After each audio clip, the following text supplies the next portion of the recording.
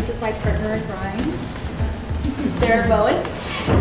So welcome to the kickoff of the first in our series of Nourishing the Inner Artist, conversations about creativity, art, and the imagination. So we welcome you, and we want to provide you with just a snippet of background. We started this last year, right? Last year we did a series, Healing with Art, as you remember, where we explored the bridge between healing and art. And so Sarah and I kind of put our heads together, and we've been checking in regularly throughout that series and thinking, what are we really trying to get at with what we were presenting to the community and how we were inviting everybody into this space. And we realized that we were trying to nourish, feed, think about what it is that we try to feed within ourselves in terms of our creativity, and then how do others get fed out of what we put out into the world. So this is the birthing of Nourishing the Inner Artist, and many hours of work of meeting with lots of community folks here, and even our neighbors over the river with Arts Alive and many other folks, just showing them what we wanted to present, getting feedback, and this is what we bring to you. In between the three forums, one of which is tonight, there will be things called further explorations or spin-offs. There are materials in the back, so after the presentations, you'll get a chance to explore some of those materials. There will be events taking place in Putney as well as Brattleboro, and everything's on our website and everything's up there. So again, thank you very much for joining us. And oh, one quick thing. Want to let you know we are filming and taping, so I do have to give that disclaimer. And I'll turn things over to Sarah just to say a few words. Thank you all for being here. It was splendid to work with Shanta. It's always splendid to work with Shanta. We're now in our second year of collaborating together. And as Shanta said, we were doing Healing with Art, and then we just felt we needed to go deeper. And I would say that there's a bottom line that in this place and time where we live now, we need to be able to access our creativity more than ever, perhaps. And so I hope this will be helpful in that way as well. On the back of your programs is a list of the hands-on workshops that were inspired by the series. These are not run by us, but people came to us and said, oh, we like the idea of the series that you're doing, and could we do a hands-on workshop that would relate to the theme that's coming up in March or in April or in October? And so you can read all about them here. There's usually no charge except for a materials fee. And Bill Dixon, the photographer, is showing photographs of artists at the Putney Library during April and May in conjunction with this series, Nourishing the Inner Artist. There are so many sponsors and partnerships to thank that I'm not going to read them off or list them. They've been listed here, and we'll play this slideshow again during the Mix and Mingle later. But so many businesses and arts organizations have been generous to us once they heard the theme of what we're doing. So we've been very, very blessed. We live in a generous and gracious community, and long may it stay that way. The catering tonight, however, I will tell you, is partly by the Brattleboro Food Co-op and partly by Katie's Restaurant in Putney, and it looks pretty good. So after the main events, we can mix and mingle at that end of the room or all around and have that. I would like to just give a couple of thanks from the heart to people who helped us tremendously, including Sarah Freeman, Susan Rosana, our Arts Council of Windham County President, Marcia Bard, who is hands-on with everything we do, and Son Estes for his support last year, and he will also be performing in the October event, even though his name is not yet on the poster. So that's all good news. And welcome, and we're going to turn everything over to our wonderful moderator, Flora. I'll take it.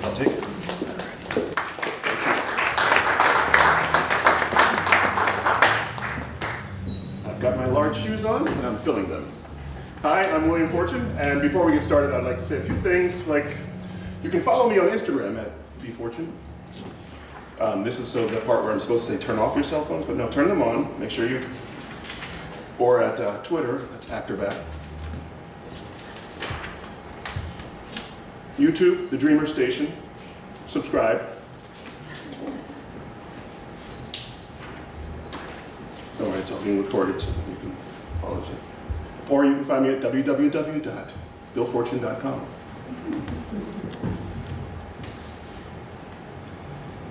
Just a moment.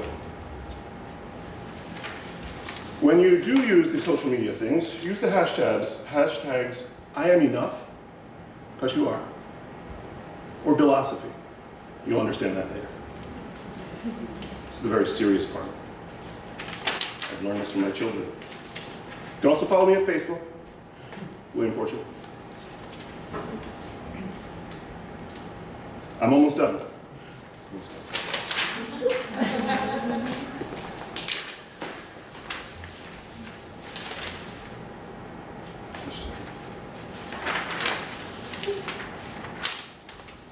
Or also on Facebook at Dreamcatcher Entertainment, WDP Films, or Billosophy 101. See, that went over very well.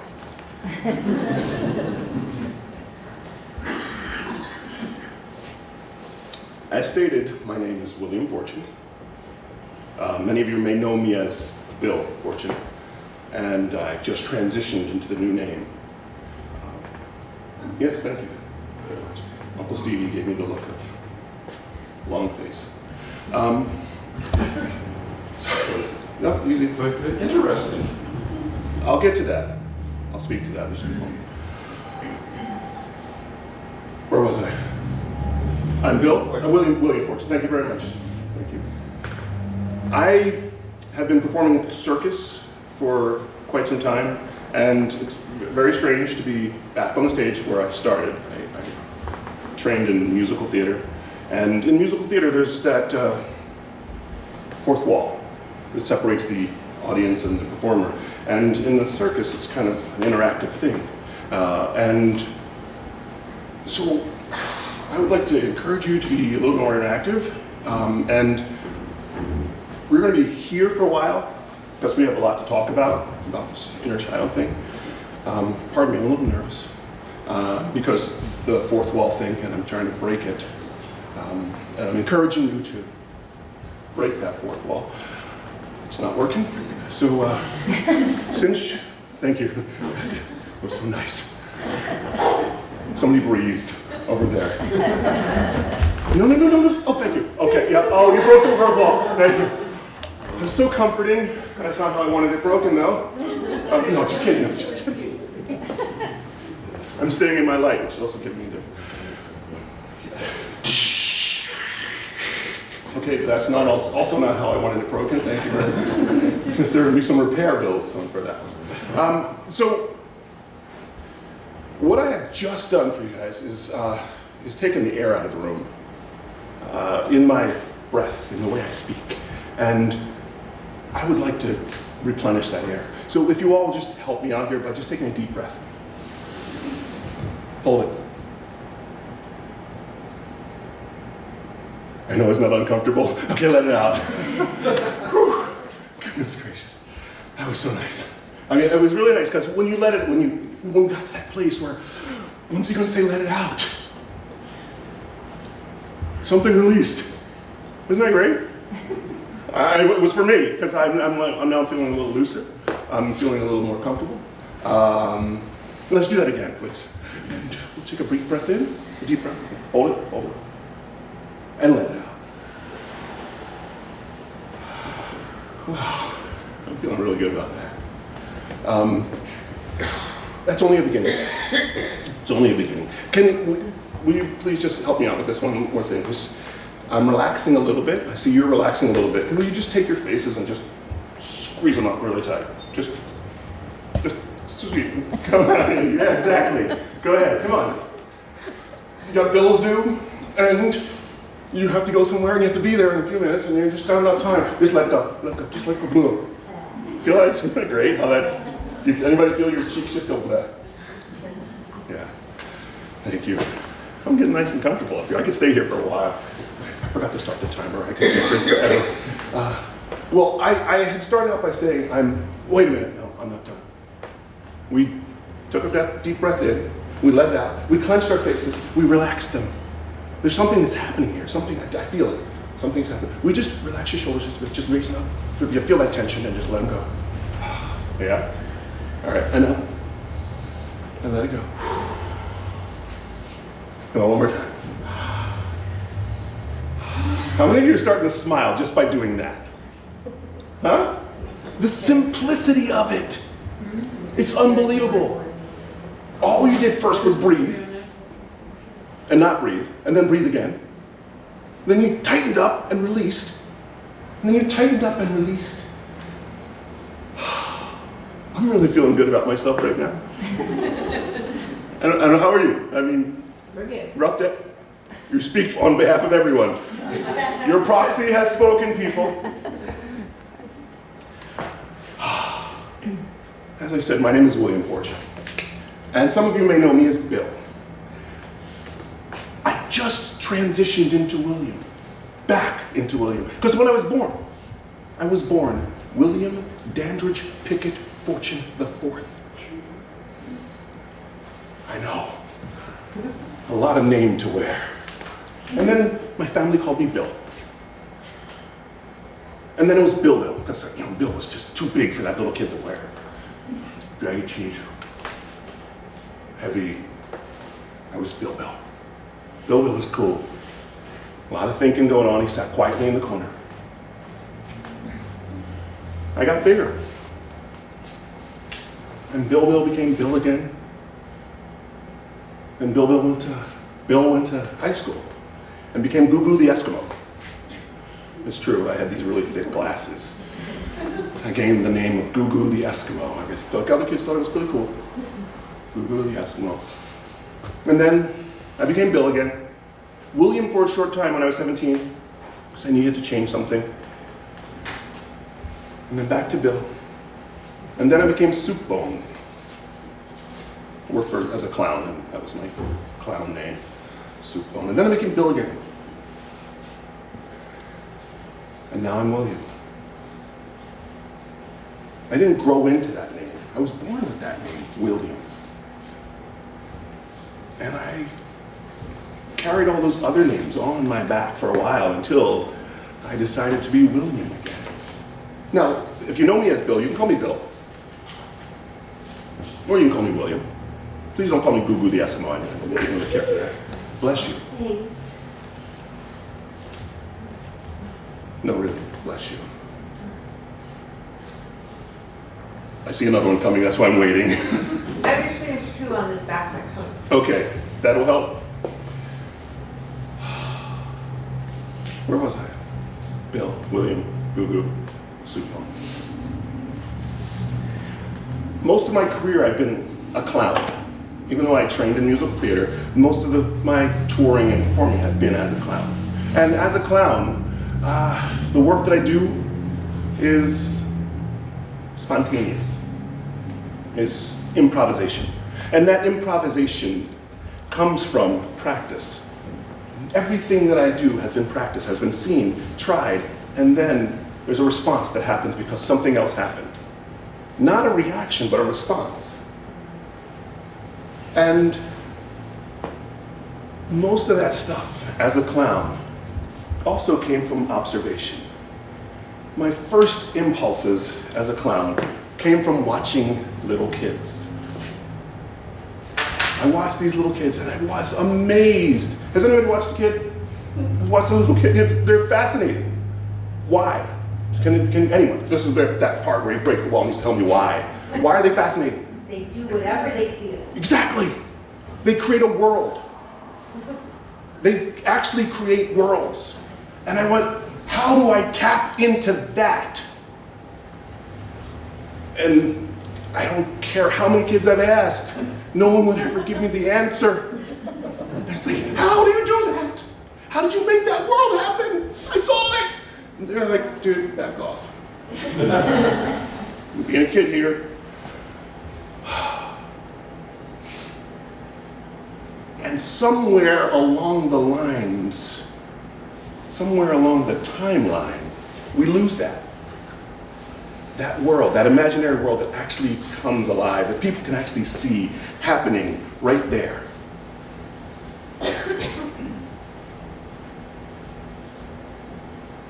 Do you see it, Eric? Absolutely. Okay, because I don't see it. I was wondering if you saw it, because then you could tell me what it was. I was just like pretending it was there, and it wasn't. It wasn't really there. I gave you the wrong answer. Thank you. No, it was the right answer. You saw it. All right. Please tell me what it is. Sorry, you're my anchor. Because you laughed first. I always have one anchor that brings me back into this world. Okay, I'm tensing up again. Okay. Yeah, go ahead. 1, 2, 3. 1, 2, 3.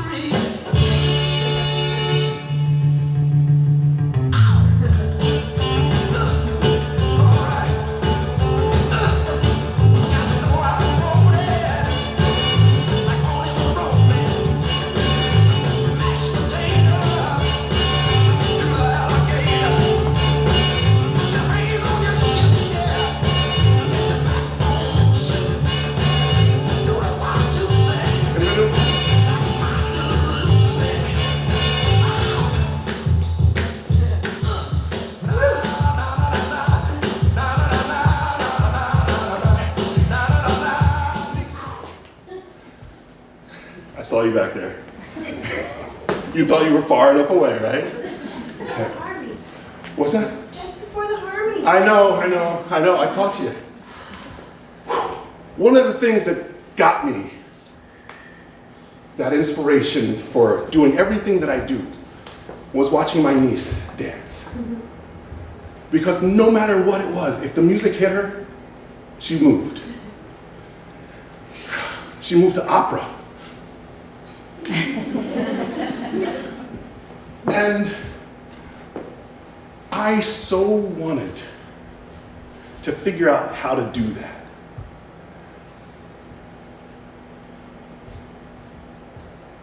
And then I remembered, I was a kid once. I know how to do that. Why did I shut it off? What got in the way? College tuition? Putting gas in the car? Tires for that first car that I crashed? Not after I crashed it, before I crashed it. Then marriage, kids, mortgage payments, all those things got in the way of finding that original self. And I thought about my life as a clown. What is it that I do? I try to pretend that that's happening. And one of the things that I realized that I do as a clown was I don't pretend. I go to that place. There's a process that I do as a clown, which is, as I put my makeup on, every part of that makeup is like removing a layer of skin. It's like taking myself, so that by the time I get my costume on, my makeup is fully on, I am one raw nerve. Frightening. Absolutely frightening and absolutely wonderful at the same time. The worst part of doing that is taking the makeup off and going back out in the world, having experienced that magic. And I had to figure out how I could make that magic happen everywhere. When I was working, when I was living, I haven't figured it out yet. But when I do, I'll tell you. No, I have figured it out. It's forgetting. We all have memories, great memories. We work really hard to have these wonderful memories. It's also forgetting the junk. It's forgetting some of that stuff and taking every moment as a new moment. One of the things that allowed us as kids to dance when the music hit us, watching my niece dance when the music hit her, was that she remembered one thing. I am enough. I hear the music, I can dance. I trip and I fall, I can get up. I meet someone's eye, I can say hello. Hello. Or not. Or not. Hello. Hello. Or not. Or not. Hello. Ohio gozaimasu. Llama's pajamas? I didn't see that coming.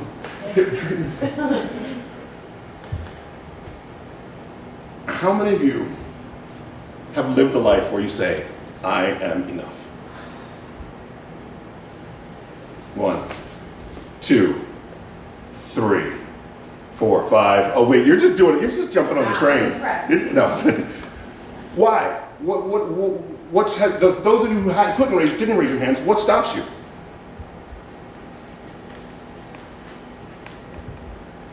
You don't know. I'm scared. Scared. Okay, that's cool. It's enough to be scared of. It's a lot to be scared of. Do you have anything that stops you from saying it? Oh yeah, I know, I'm getting deep here. I'm getting very deep. Oh no, my parents. And them too. It's okay. I'm feeling it. I am enough. It's really hard. Because there's so many things that tell us that we're not. Why would we dance? Someone's gonna laugh at me. Might hurt my feelings. I failed that first exam in college. And we remember these things. And we forget to forget. Because that's what our inner child wants us to do, is forget it. But then there's that person who says, I gotta pay the bills. I gotta do this stuff. I can't dance.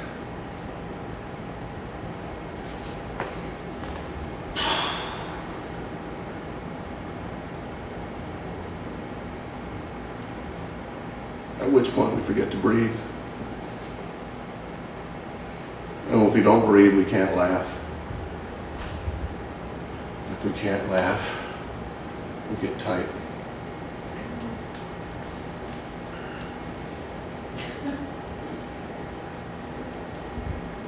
I'm going to take an uncomfortable moment here and just be tight.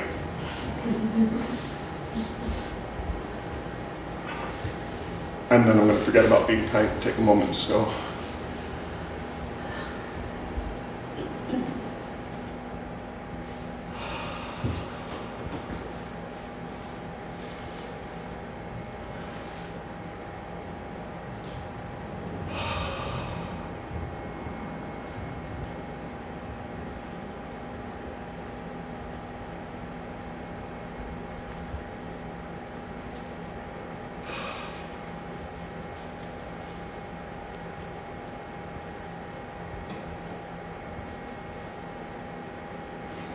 It's the hardest thing to do on stage, is stand here and breathe and look into your expecting eyes and give you nothing but me.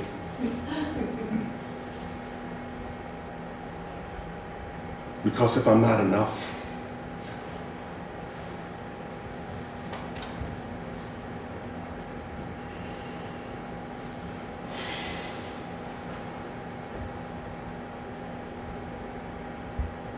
it's too hard. Right now I'm just listening to you guys breathe. Thank you.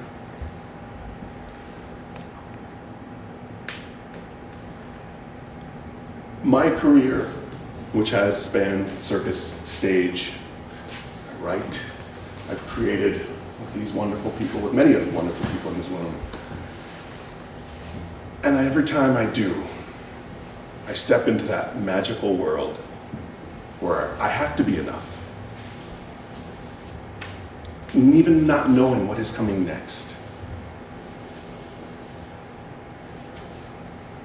And I expect something amazing to happen. And thus far, my expectations have always been exceeded.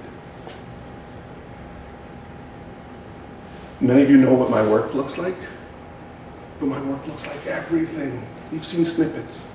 And I would like to share with you one of the things that hit me really hard at a really lousy time in my life. And I needed something else. I needed to remember and to forget and to breathe and to dance. And I needed a community that was going to support me in that, which is also a really hard thing. And the end result?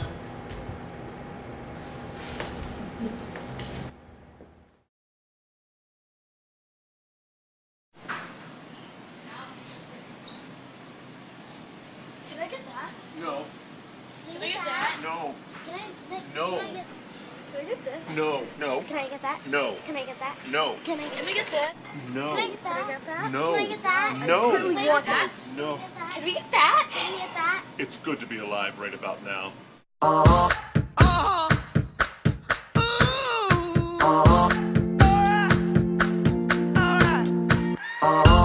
been grinding so long, been trying this shit for years. And I got nothing to show, just climbing this rope right here. And if there's a man upstairs, he kept bringing me rain. But I've been sending up prayers and something's changed. I think I finally found my hallelujah. I've been waiting for this moment all my life now. All my dreams are coming true, yeah. I've been waiting for this moment. It's good to be alive right about now. Good to be alive right about now. Good to be alive right about now. Hallelujah, let that bassline move, yeah, say yeah. It's good to be alive right about now. I was dead in the water, nobody wanted me. I was old news, I went cold as cold could be. But I kept throwing on cold, trying to make that fire burn. Sometimes you gotta get scars to get what you deserve. I kept moving on, and now I'm moving up. Damn, I'm feeling blessed with all this love. I think I finally found my hallelujah. I've been waiting for this moment all my life now. All my dreams are coming true, yeah. I've been waiting for this moment. It's good to be alive right about now. Good to be alive right about now. Good to be alive right about now. Hallelujah, let that bassline move, yeah, say yeah. It's good to be alive right about now.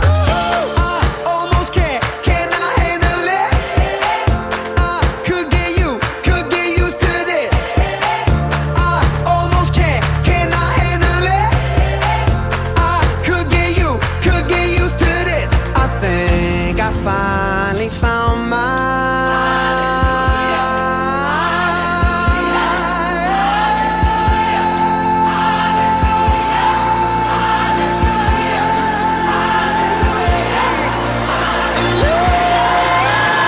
It's good to be alive right about now. Good to be alive right about now. Good to be alive right about now. Hallelujah, let that bassline move, yeah, say yeah. It's good to be alive right about now.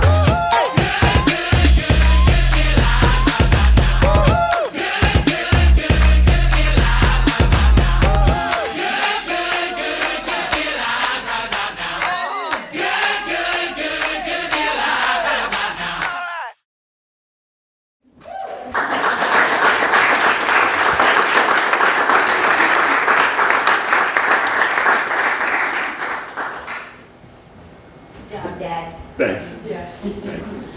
That's what the kid said. Well, I won't keep for too long because I'll just yammer away. I would like to. Sorry, I froze. I just caught your eyes again. I'm really sorry.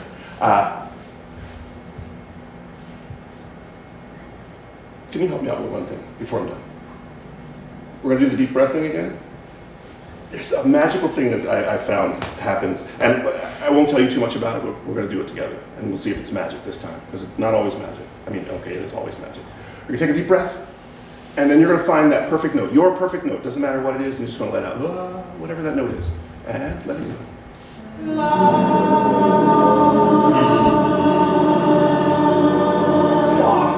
Whoa.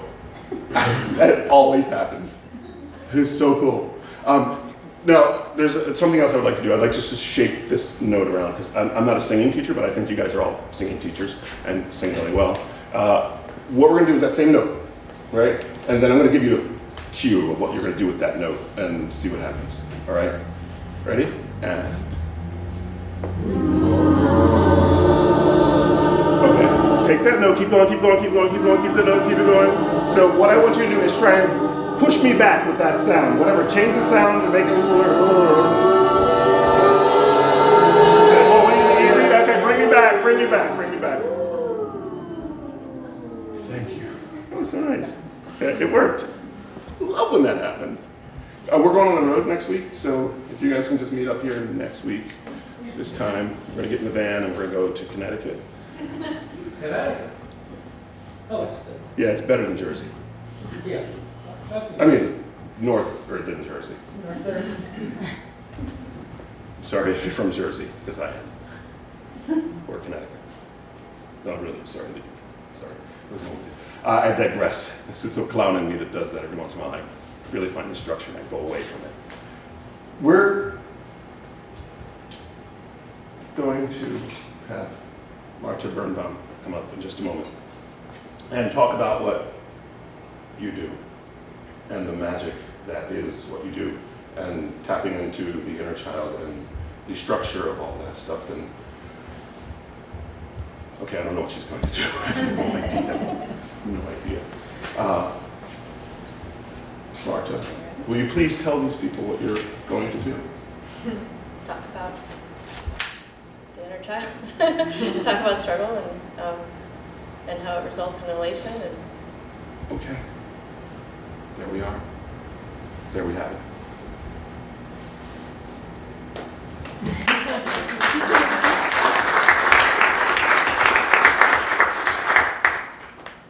The clown in me wants to give an introduction, but this is a person who needs no introduction. And therefore, the introduction that I'm going to give is really not necessary. So I will now not give the introduction that I did not almost just give. Awkward moment there. Hi, my name is Marta Bernbaum, and I'm sorry I'm reading from crib sheets, but I am. I attended the Massachusetts College of Art, and there I studied fine art glass as a material, and there's some images behind showing some of the work that was done during that time. I learned how to work on a torch just after college, and my mentor, Sally Prosh, had encouraged me to start teaching. And it was through teaching glass that I made some observations about what we do as adults and as children. So anyways, in those 17 years that I've been teaching, I've been witnessing all sorts of different struggles, ones that involve personal expectations, physical, mental limitations, and of course general frustrations with the material. And I started to notice some things that were reoccurring with different stages in our lives. And as an adult, we are pre-exposed to many different experiences. So often, a daily task that we do is a piece of cake. You know, we just don't even think too much about it. And we don't really experience any true feelings of success once we've accomplished those tasks, because they're just everyday things, just, yay, laundry. So anyways, at a very young age, we struggle constantly tying our shoes, walking, feeding ourselves, getting dressed, you know, and so,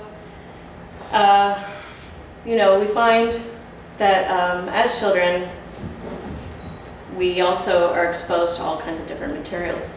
And I'm gonna see if Marta can. That's my studio. And keep going to the fin.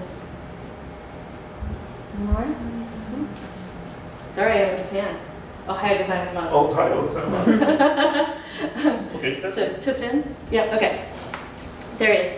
So we are also, you know, as infants and whatnot, we get exposed to these different things. And we get to experience sandboxes and building blocks and Play-Doh and paper, constructing with paper. And one thing we don't get to play with is glass. So these are some videos of Finn manipulating the glass, and you can see sort of how its viscosity is kind of wild. We can skip to the next one. Hot glass is so completely foreign, it puts everybody starting with the material on a playing field that's even as far as struggle is concerned, because what do we have to prepare ourselves for this material? There's nothing, really. It's gooey like honey when it's very hot, and it's warm, and when it's warm, it's stiff like taffy, and there's even a moment where it's not quite cold yet, it's still sort of hot, and it's like plastic, it bounces, and then it loses a few more degrees, and then it shatters, and becomes very much like glass, but it's like a matter of temperature. I've watched my students take on these frustrations and complex multitasking with grace and general curiosity. The young people just tend to just take it in stride. They're used to struggle. And they're very open to exploring what happens, and they don't put any sort of personal expectations on the material. Adults, however, do show many different degrees of struggle, dogged determination, and hissy fits. I've seen them all. It's reintroducing themselves to struggle. They find so much comes easy, and then all of a sudden it's like hard, and they like, what do I do? And so they find also, I've witnessed that after that kind of struggle, that when they do feel success, it's like, I mean, I've watched 50-year-old women. Yay! I did it. And they get so excited. And this material is mesmerizing like that. It's wonderful. But what is it about the degree of struggle that changes our feelings of success? Can we push ourselves to new depths within our own process based on the amount of struggle we experience or put ourselves through? And I find that in my 40s, I'm seeking things that scare me. And I'm looking for that thing that normally I'd say, no, I don't want to do that. That's kind of scary. One of those things is public speaking. That's my sister. And actually, I think in the next one, this is what she was going for. And this is what happened. She was working really hard. She's a lot of struggle there. So the question is now, what can you do to push yourself out of your comfort zone and explore something new? I'd like to thank my 8-year-old son, Finn, for sharing with me his struggles and his joy and success. So anyways, if any of you guys would like to join me for a molten glass experience, you're welcome to come to my studio. We'll be there during the fall open studio tour for the Vermont Crafts Council. And I also have ongoing classes and things of that sort. And there's a mailing list to sign up in the back. And I also have brought a little bit of honey in a pot with some sticks that you guys can try winding honey up onto a stick. Which is about as close as I can do to doing glass around here. And I thought I'd invite Bill to demonstrate. Yes. So, and granted, I mean, I'm working on the torch, and this would be more furnace type glass.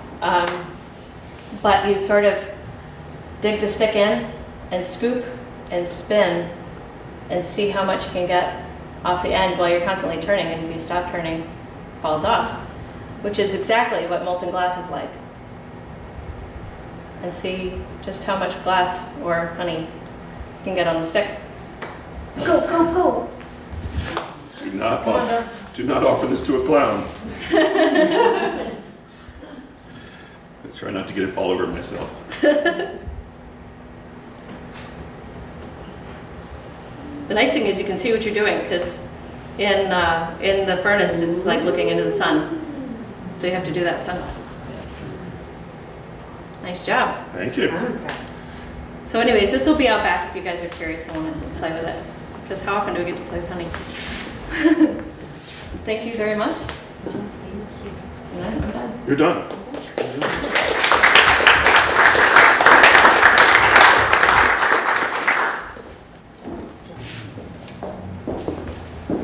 Are there any, does this instir any questions that you might have of Marta? Of process, of where the impulse comes from? I mean, for each artist, there is, as you said, a struggle. I said when I was a young artist, there is no art without struggle. I thought it was really profound when I said that. And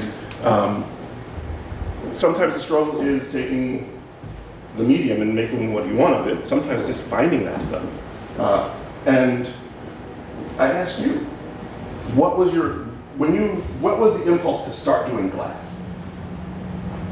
Yeah, I worked with, my mom had been very active in getting me into all kinds of different materials, and it was the final frontier. It was the one material I'd never touched.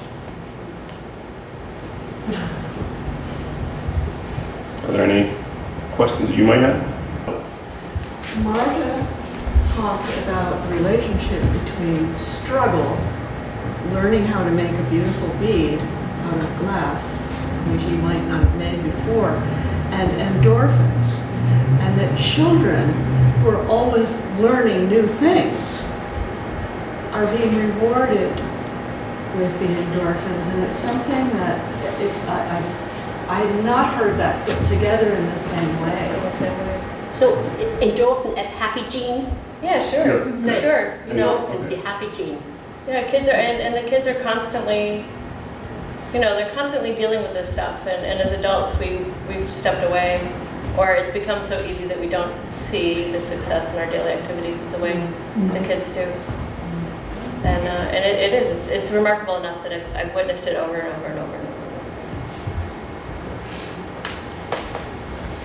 Thank you for that.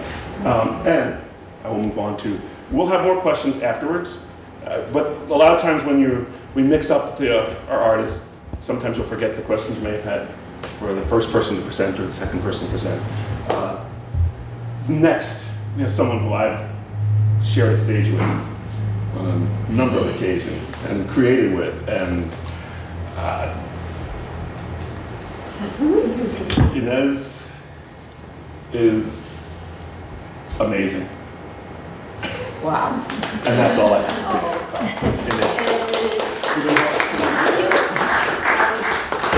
Okay. So what you see here is a little bit what my world is like.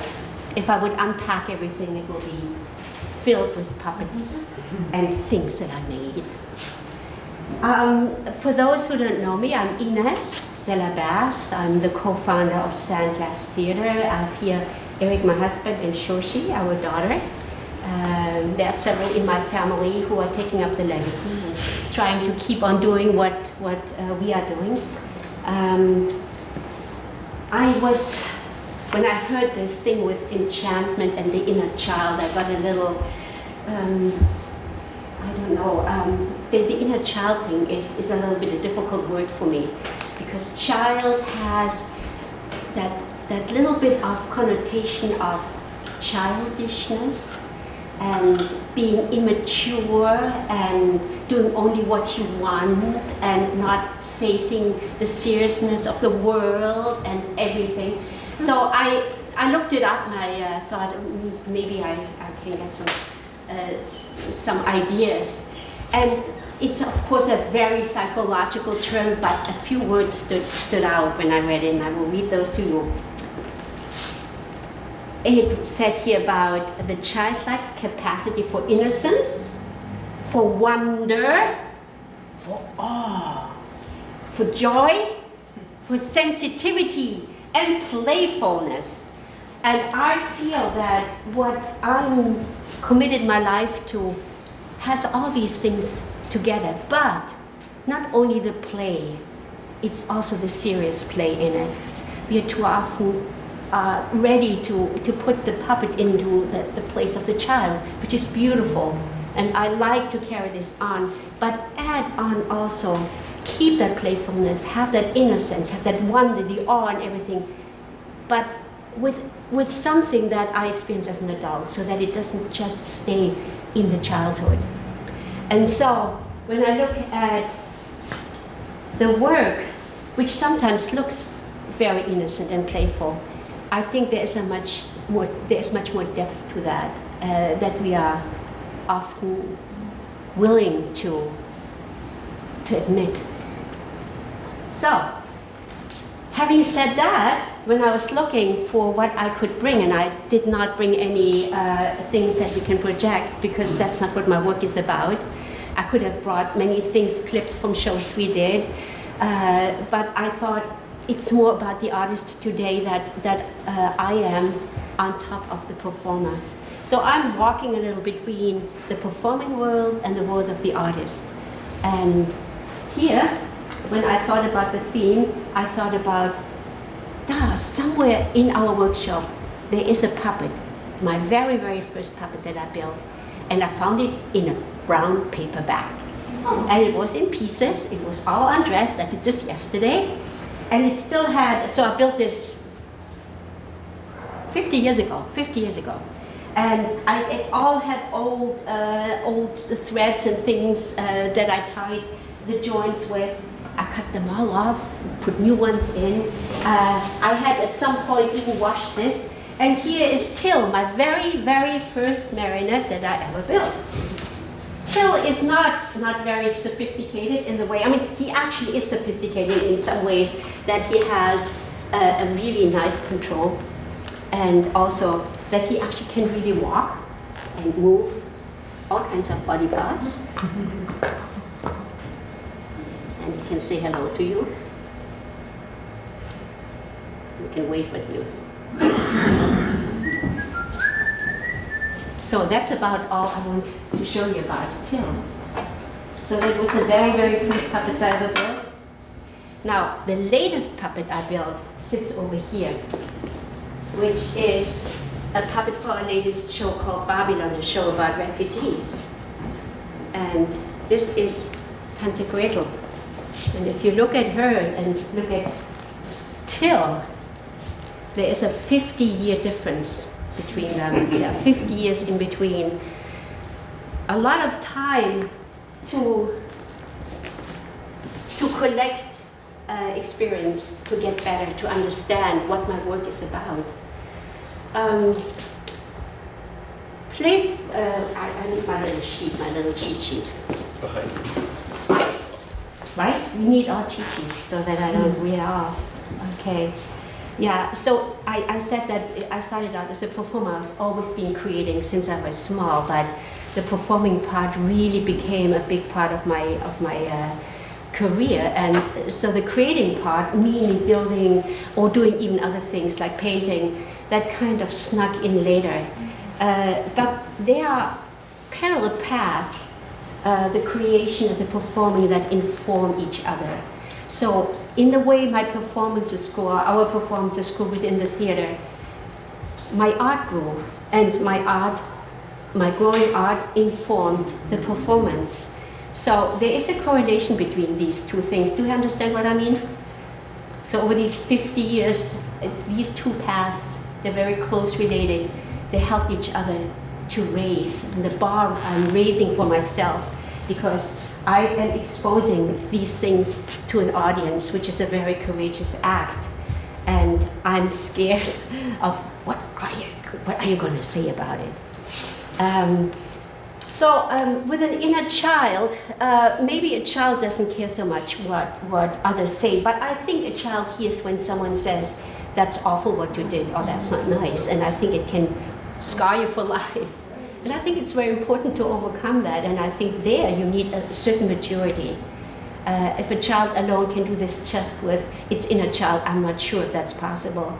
I think you need also a distance to your child in order to go back to your child and make it real and true and honest as an adult. We're just growing up, we can't help it. That's just the way we develop, and we can't always stay the one. But we have to inform each other. The adult has to inform the child and the other way around. And whatever hurts happen there, well, that's our life struggles. But having said all these heavy things, for me, there's all this awe and playfulness and wonder and joy. This, for me, is very strongly related to puppetry. And building, just creating creatures that you have in your imagination and let them live in a world you create is incredibly satisfying. And I feel very lucky and very gratified that with the help of Eric to create Sandglass Theater and have that kind of vessel where I could put all those needs and skills and whatever was given to me and let them live. I started out as a teacher and was very unhappy, and it was only when I started to be allowed to live in a world of the arts that I really started to blossom. And so that, as you notice from my accent, so most of you know anyway, I'm from Germany. And in German, the word for puppetry is puppet play, Puppenspiel. The word Spiel is in there, which means play. But as I said before, it's the play that we like as children, but it's also the serious play. And for me, it's a philosophical thing probably. For me, life is a play, no matter what. If it's awful, if it's beautiful, it's all in some ways a play, and we interact with playfulness or with serious play and deadly play and play of living or whatever. So it's all so close together. So, but what it helped me in our work is that on the one hand, I was involved in very serious themes that we struggled in trying to perform things that really dealt with struggles in our lives. But it also gave me the freedom to let go and be just playful. And out of that came my love to make toys. So there is one little toy. I would say this is something like my own fidget spinner.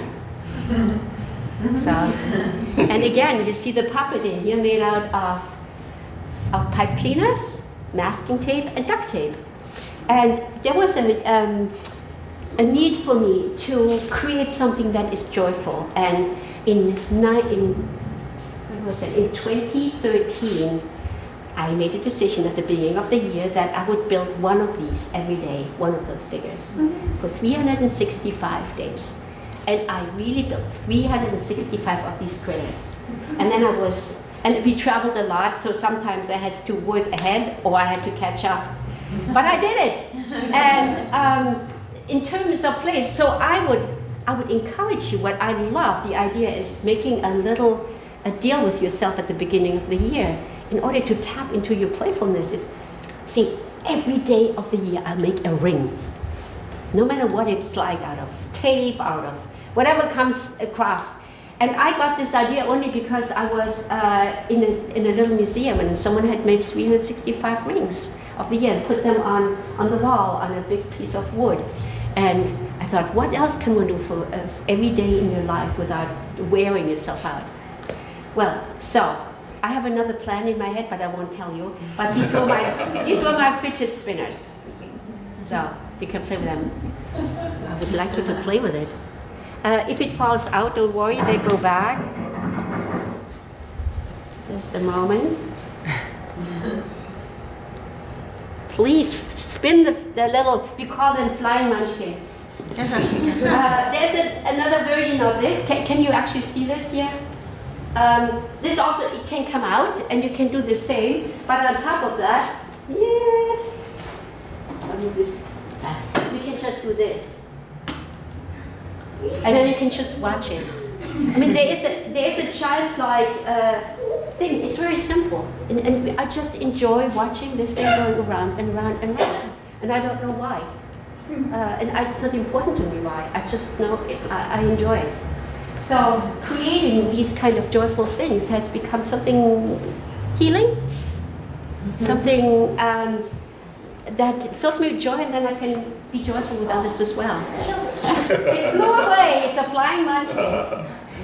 Okay, on a similar, lately, since when, I don't know, when we started this, so my plan right now is to retire a little bit from Sandglass. It will always be a big part of myself. It's just who we are and who I am. But I will not pull out of the creating part of our theater. And what has given me great satisfaction and joy was the discovery of a cranky. Now, those who don't know what a cranky is, this is a cranky. It's basically a box with 2 scrolls and a long panorama, and you crank it, and a story shows up in front of you. And this is a cranky we did just recently. It's one of our latest ones, and I can just start to paint. This we very often use as a source, a song, a poem, or what. This year specifically is a song about Lord Franklin. I don't know if you know Lord Franklin. He was an Englishman in the middle of the 19th century. He went out to discover the Northwest Passage. It's the passage between the United States, it's all the way up in northern Canada and the Arctic, which was frozen and which is now not frozen anymore for a big part of the time because of global warming. But this was a time where the world thought there must be a passage, and they sent out group after group to find that passage, and they all perished miserably. And Lord Franklin became famous. He disappeared, and his wife tried to find him. She begged and begged, and there were ship after ship was sent out to find him. And at some point, his remains were found. But there is a ballad called Lord Franklin's Lament. And Eric, would you just do a little bit? Normally we have, this is sung. We have a singer, there are 2 musicians, and then 2 people. There are actually 2 crankies at the same time. One shows you visually what's happening in England, and the other one shows you what's happening in the Arctic, where Franklin is going with his crew. And the song is called Lord Franklin's Lament. And I just let yourself carry through the story visually. I will not say a lot. He went out with 128 people. They made it into the Arctic. They froze to death. It's also they were poisoned. The food they had with them were in cans that were soldered with lead. So they also died of lead poisoning. And remnants were found with the Inuit who lived up there and saw them dying. Didn't do a lot. Obviously, there was also some cannibalism going on that the English didn't want to know for many years, but they figured that out later when they looked at all the remains that they found. And the ships they went out with, there were 2 ships, the Terror and the Erebus. They were found just 4 years ago somewhere off the coast in Canada, and the English donated the boats to Canada. They're somewhere in the archives. So, but to make a long story short, here's Lord Franklin. It's called A Lady Franklin's Lament, and it starts out with someone dreaming in a hammock.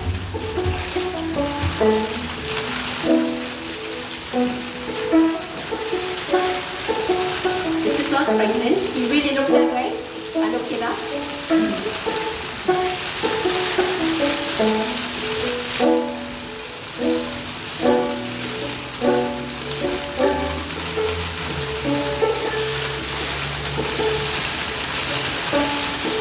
People say farewell.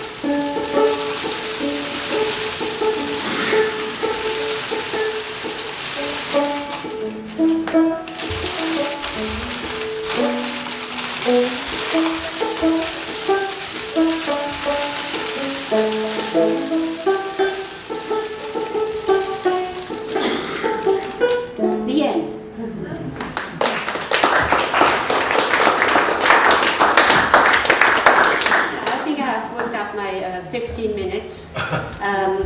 If you want to come and have a closer look, I'm making crankies out of basically anything I can find.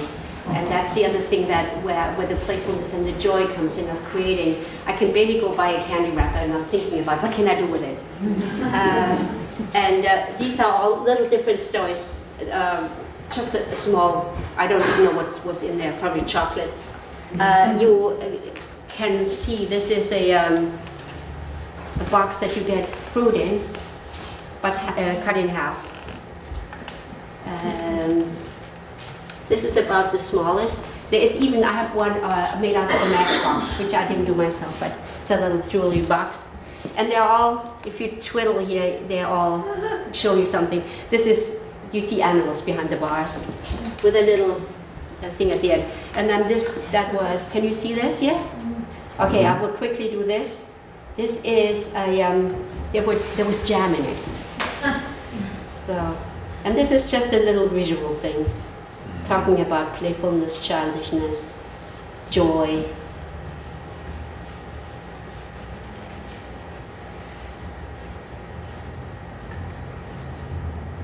That's it. I don't know if you can see it, but you can come closer. Okay.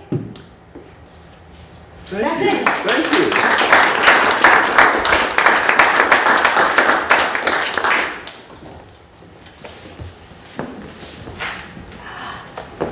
One of the things as an artist that listening to each of your stories, each of your narratives, mine as well, is the uniqueness that makes you stand out. And as that inner child, the one that sometimes is afraid, is scared, how is it that you've come to and this is for both of you, to finding that uniqueness? What is it that needs to come out? Yeah. See, I haven't given you questions beforehand. You have to think on the fly.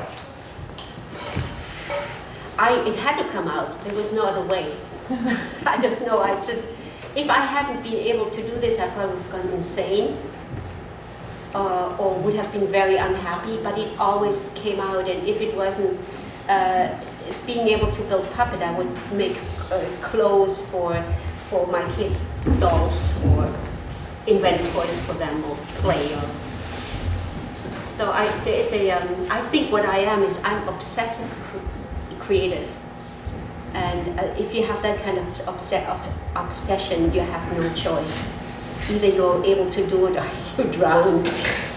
I can't explain it differently. It's just, I think we are all created differently. That's how I'm built. That's how my genes work. I find that when I'm teaching glass and people are struggling with something, I mean, a bead is one thing that can be made, but there's also sculptures and things like that. And I find that when they're frustrated, I encourage them to make something that can look back at them. So an animal or a face, something that, I'm sure you understand entirely what the joy that happens when something all of a sudden has a personality and can talk to you instead of just something that's pretty. Mm-hmm. And so I encourage animals and different things when they need a break. Can you speak to the struggle? Because everything starts from an idea, and for you have many different crankies there coming from lots of different things. What happens when the idea and the medium don't quite play well together? I let it go. I hope for better times. And it's different when you do something that a performance. It's different. There are many more people involved. I'm talking a little bit more when I'm stuck myself, but if I'm in a group of people of performance, there's always someone who's bringing on, and the whole group is stuck for a moment. We just accept that, and you either get somewhere that day or you totally are in a one-way street. So I think sometimes you just have to wait. That's what I feel. I don't think you can force anything. It won't be honest. It won't come out well. Or you learn something from your failure. Yeah, I mean, You have to be honest, observant, attentive to what you do. No tantrums? No, Okay. no, I That don't inner think so. child. No, I don't think so. The frustration is a different one.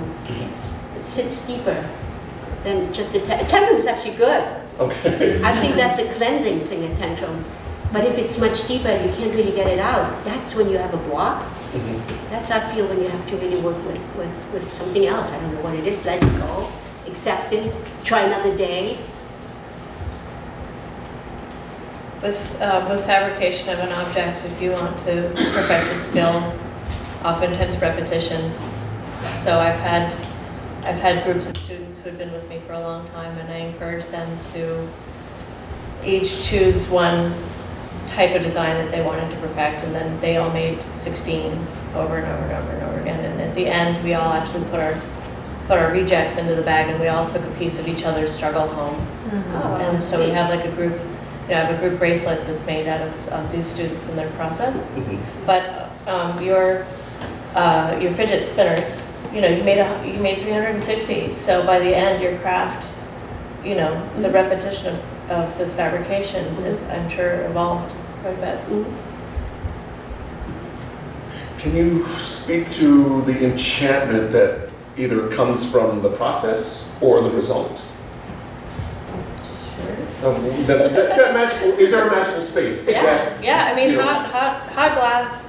If you have a table of hot glass, it actually jiggles. There's light radiating from it, and for a lot of hot glass people, it's the hot part that is exciting. When it's cold, it's not so interesting to us. It's when it's glowing, and it makes even the biggest, toughest guys go, oh. Which is kind of funny, but there's also the fact that you're dealing with something that's dangerous, and so it's moving meditation. Your whole space is that 6 inches of fire, and your hands within that space, and so you don't get to think about what else is happening behind you or around you or at home. It's right there, and when you're done working for the day, you then have to expand your vision, because you don't want to go out driving a car when you've got that focus. You got to be able to get your periphery going.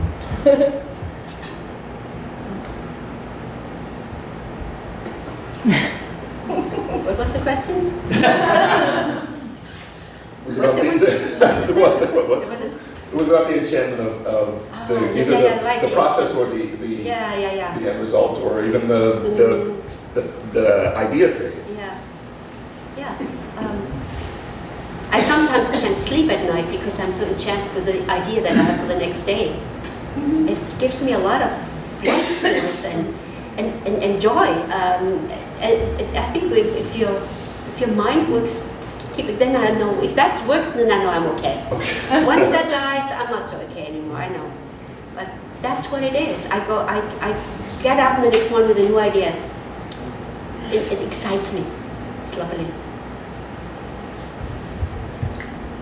I open it up for if there are any questions that are out here that you may have.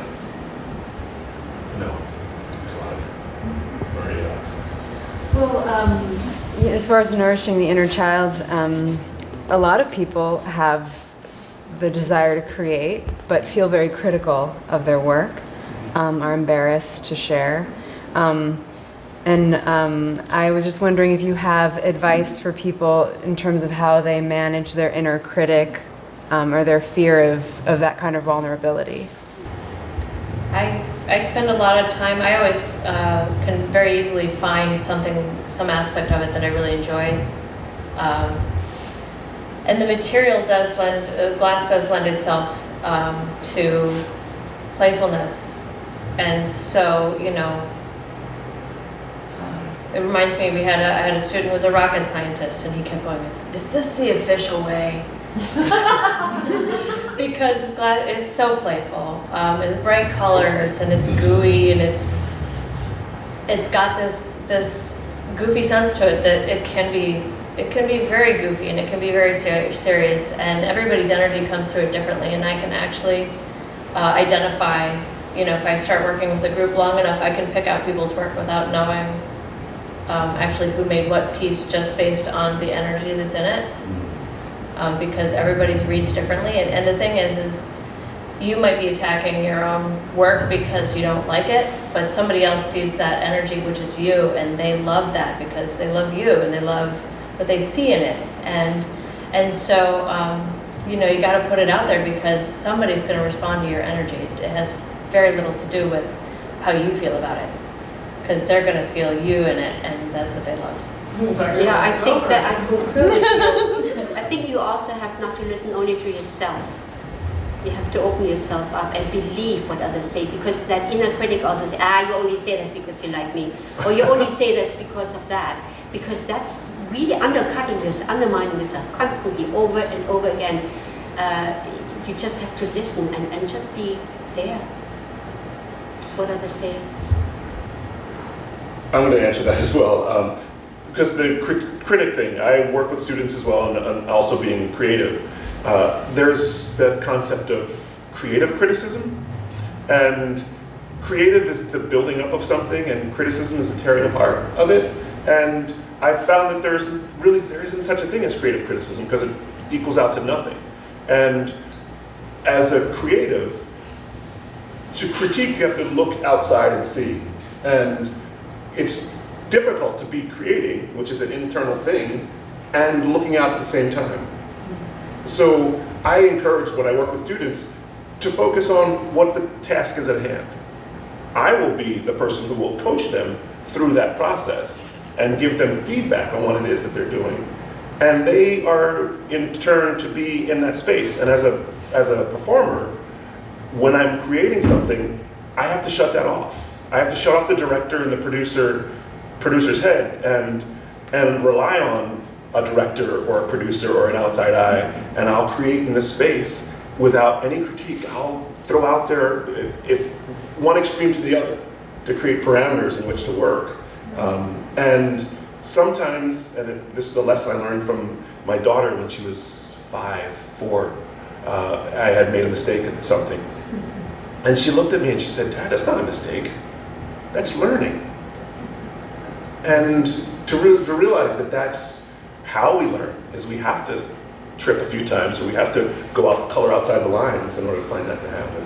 And to remember, because it was a great lesson to learn from a kid, to step back into my inner child and go, yeah, I gotta mess it up a little bit to find that spot.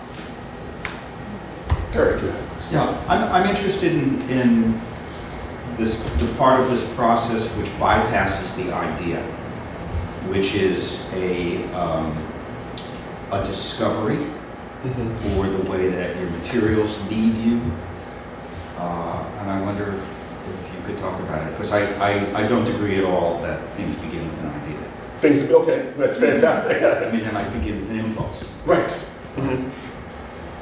Well, in college, oftentimes my glass, I would start to make it and it'd be like, this wants to be a bowl, because the shape would be sort of bowlish, and, so I would let the thing tell me.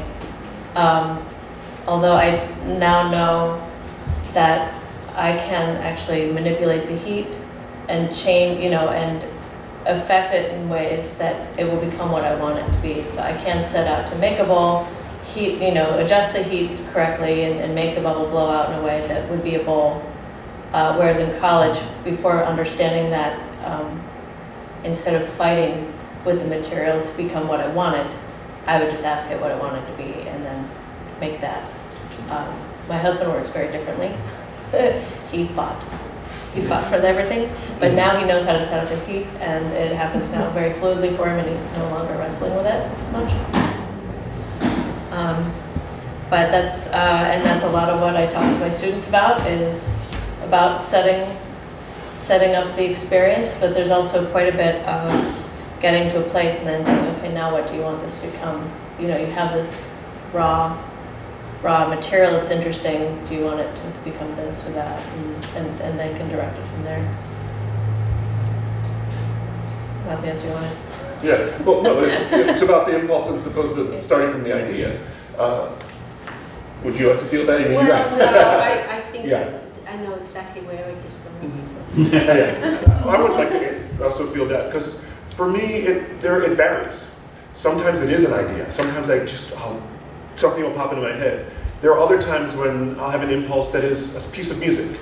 There's a Pat Metheny piece that I've been dreaming about forever, because there's something about that music that inspires me.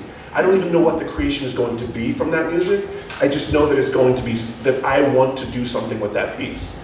There are other times when it's working with another artist. As a theater performer, I'll see an artist and I like the way they move. And I'll come up with an idea and say, I want to work with you on something. I don't know what that is yet. And sometimes it's just a collaborative process of discovery. But mine comes from all different places. Some comes from ideas, some comes from musical influences and impulses, and others come from, whether it's the idea or whatever. As a writer, some of my writing prompts come from the news, or there's a visual I'll see. One of the earliest things before I even considered myself a writer, I was watching the television news, and there was a story about a little girl with a hole in her heart. And I was just inspired. It just, something about it, just musically, was Alice has a hole in her heart. And over the years, I've written poems about this, about Alice having a hole in her heart. What does that mean? I've done movement pieces that were inspired by that. No one has to know that that was the inspiration for the movement that I had about a hole in the heart and this little girl. There was another. There's a longtime family friend in film and theater that did some mentoring for our son. And sometimes it is words, sometimes it is an idea, but sometimes it's not. And the thing that he always said to his students, words come last. But sometimes the words are key, but it just depends. Sometimes you have to suspend thinking about it and allow all the other senses to happen. Words come last. Speaking of that, I have a theater piece that I did with that Peter Gould directed me in. I started with words because I'd written a book, and then I tried to turn that into physical theater from the writing. And we had finally gotten the piece somewhat together, and it starts in silence. And the words that's coming last it took us the longest part was to figure out what was the first thing that's said on stage to set the tone of the piece. Are there any other things? We're dealing with the inner child. It's like, there's a balance. We think of children as being light, and yet the processing of this gets really mired and thoughtful. There's like are there opportunities, I know both of you teach, maybe you want to say out loud what opportunities there are to do a workshop with either of you? The marketing director has spoken. Well, yeah, I mean, I once again invite people to come during our studio tour. Guests come and they can try making a bead and just working with the multi-material. And then I do run classes, and the River Gallery School has been willing to administrate them for me. So if people can talk to them about their interest. And otherwise, I also do personal private stuff and groups. The same here. When we are not far, we are in Putney. I have taught many workshops. I've worked with so many children over the years. I love my work, and I love to share my work. So, and there's a special puppet building workshop in June. Oh, that's right. Yeah. There's a special puppet building workshop in June. Yes. Thank you, I will do that with Jana, our oldest daughter. And the 2-week intensive in August. And the 2-week intensive. Yeah. We do a 2-week intensive in puppetry. What kind of puppets in June? What kind of puppets? There will be tabletop puppets. I don't know if that's it's a puppet that's meant for the tabletop. It's with a really formed head and an arm and a rod for the head. So it's a full-size puppet of that size. Is she a tabletop? No. No. She's Like, some she's sort of a got tabletop, lots but too much, but simple. But of course, I Yeah, yeah. know. Yeah, we won't do with the long body. We have a cloth. Got it. Yeah.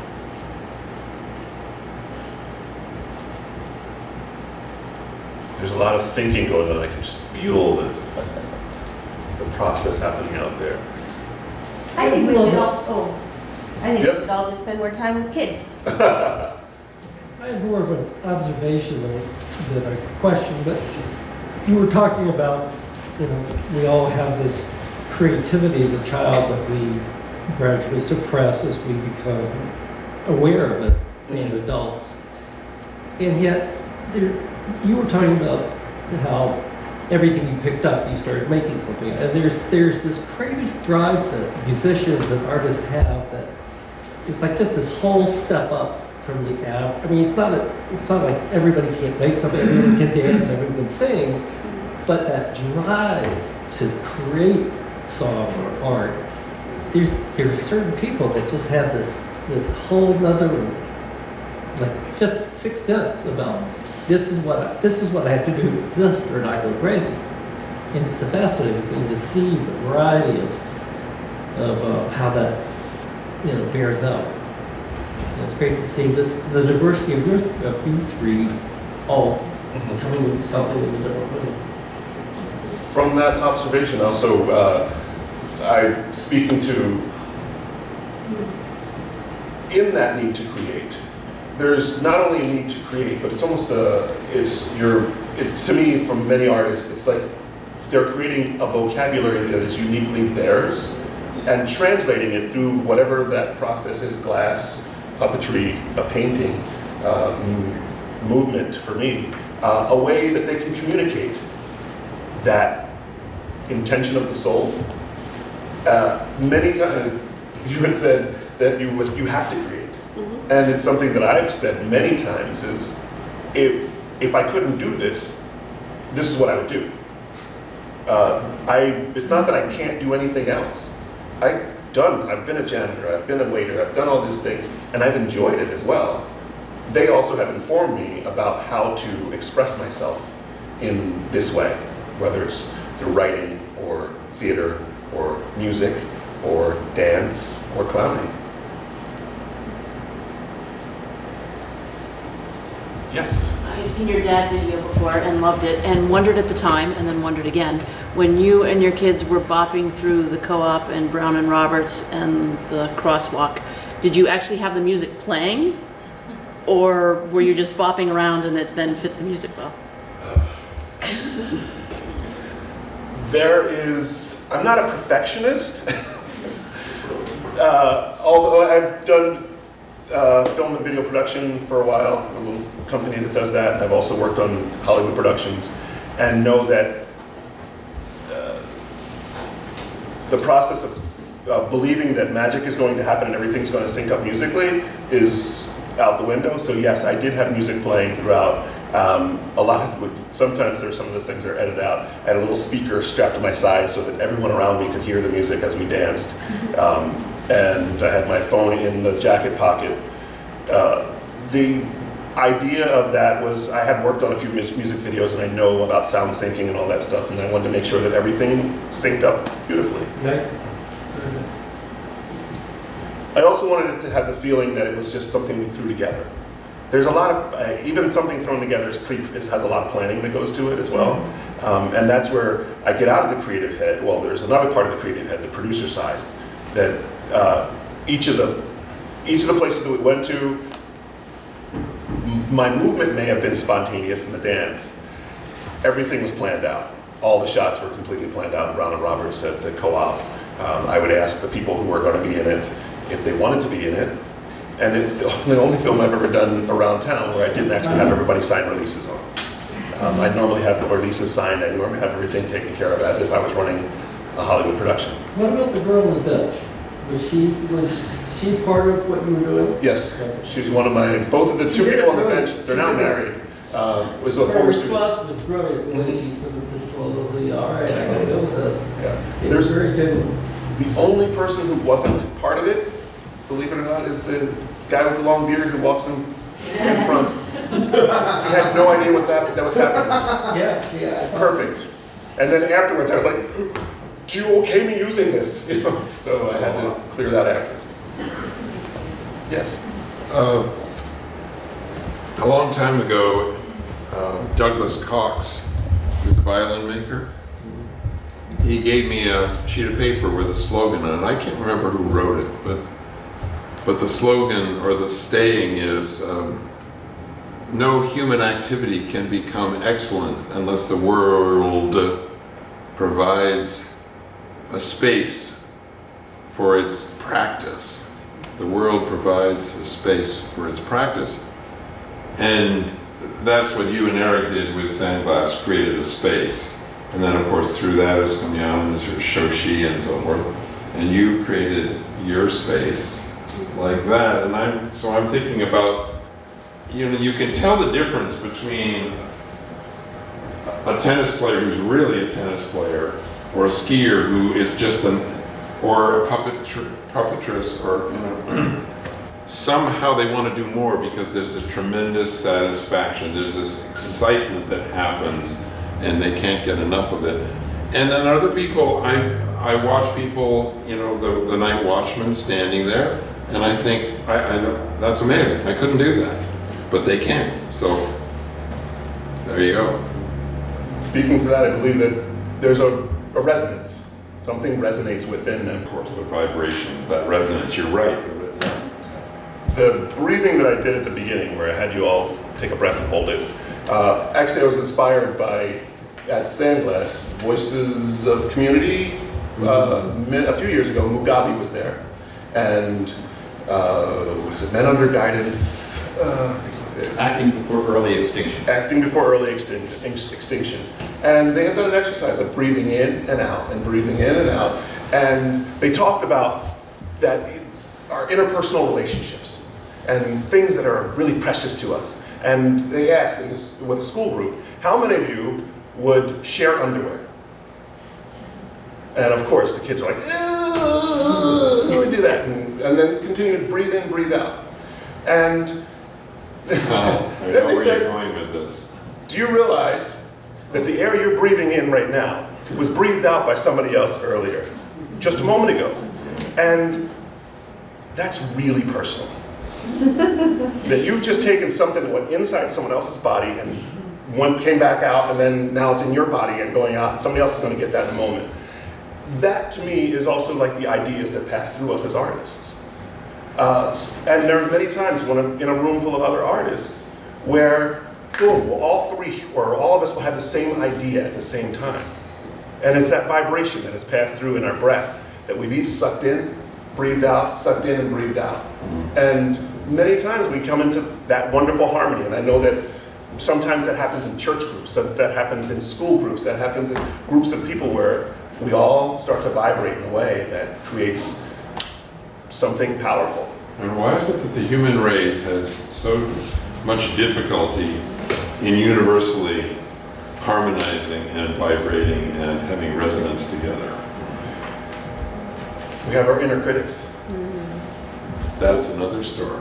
Also from, I'm sorry to take over, but the exercise I had where you made sound together. If I were to ask you how many of you are singers, usually when I ask that question, about 3 hands go up. And yet, with sound, I just asked you to make a sound. It was harmonious. This is an exercise I got from going to St. John, Virgin Island, and Kristen Carmichael Bauer was doing an exercise with a group of kids who all said they couldn't sing. And they made the most wonderful sounds. And I thought, I'm going to incorporate that into whether you know, the statement of whether you believe you can or you believe you can't, you'll be correct. Is there anything you'd like to say in closing? And then we can mingle and talk amongst ourselves. And have some food. Food and drink. No, I think we have said it all. We've said it all. It's all been said. Right? How about you? You're, had enough, no, You are enough. hashtag You had had enough. enough. I'm enough. I'm enough. You are enough, thank you. And thank you. And thank you to you for coming.